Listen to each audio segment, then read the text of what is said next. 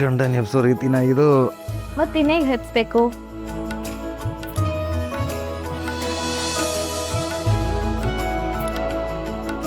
ರೀ ಎದ್ದೇಳ್ರಿ ಅಂತ ಕಣ್ಣಲ್ಲಿ ಕಣ್ಣಿಟ್ಟು ಎಬ್ಬಿಸ್ಬೇಕು.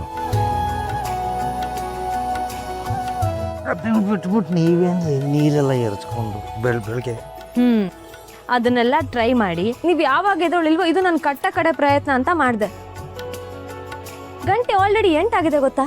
ಸೊ ಎಲ್ಲದಕ್ಕೂ ನೀವೇ ಕಾರಣ. ಮಾಡೋದೆಲ್ಲ ಮಾಡಿ ಎಲ್ಲ ತಪ್ಪನು ನನ್ನ ಮೇಲೆ ಹಾಕ್ಬೇಡಿ. This is not fair. Everything is fair in love and marriage.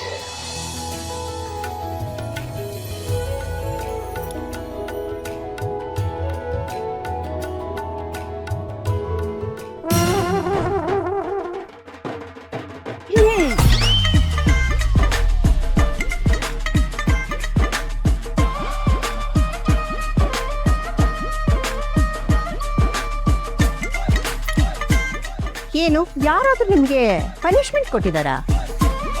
Savdhaan ವಿಶ್ರಾಮ್ ಪ್ರಾಕ್ಟೀಸ್ ಮಾಡ್ತಿದ್ದಾರೆ ಅನ್ಸುತ್ತೆ ಅಲ್ವಾ ಕರ್ಣ?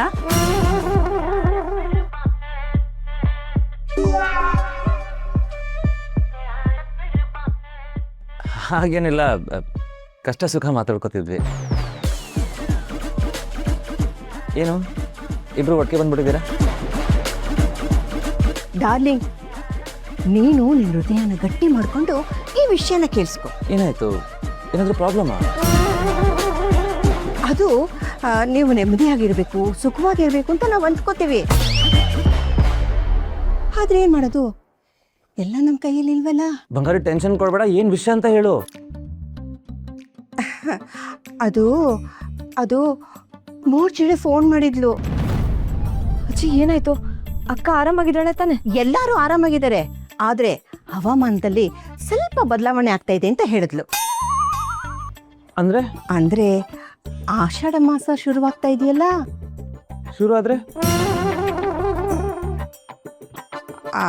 ಅದು ಹೊಸ್ದಾಗಿ ಮದುವೆ ಆಗಿರೋ ದಂಪತಿಗಳು ಆಷಾಢ ಮಾಸದಲ್ಲಿ ಒಟ್ಟಿಗೆ ಇರೋ ಹಾಗಿಲ್ಲ.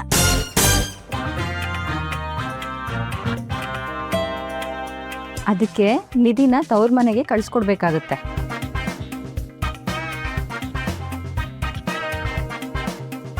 ಯಾರು ಯಾರಾಗ ಹೇಳಿದ್ದು? ಇದು ತುಂಬಾ ದೊಡ್ಡ ಅನ್ಯಾಯ. I oppose this. ಏನು ಅನ್ಯಾಯ? ಇವೆಲ್ಲ ಪಾಲನೆ ಮಾಡ್ಬೇಕಾಗಿರೋಂಥ ಶಾಸ್ತ್ರಗಳು. ಅಯ್ಯೋ ಅಮ್ಮ, ನಿಮ್ಗೆ ಏನೂ ಗೊತ್ತಾಗಲ್ಲ ನೋಡಿ. ನೀವು ಹೇಳಿದೆಲ್ಲ ಕೇಳ್ತೀನಿ, ಇಲ್ಲಿ ತನಕ ಒಂದು ವಿಷಯಕ್ಕೂ ಇಲ್ಲ ಅಂದಿಲ್ಲ ತಾನೇ. ಆದ್ರೆ ಇದನ್ನ ಮಾತ್ರ ಒಪ್ಪಕ್ಕಾಗಲ್ಲ.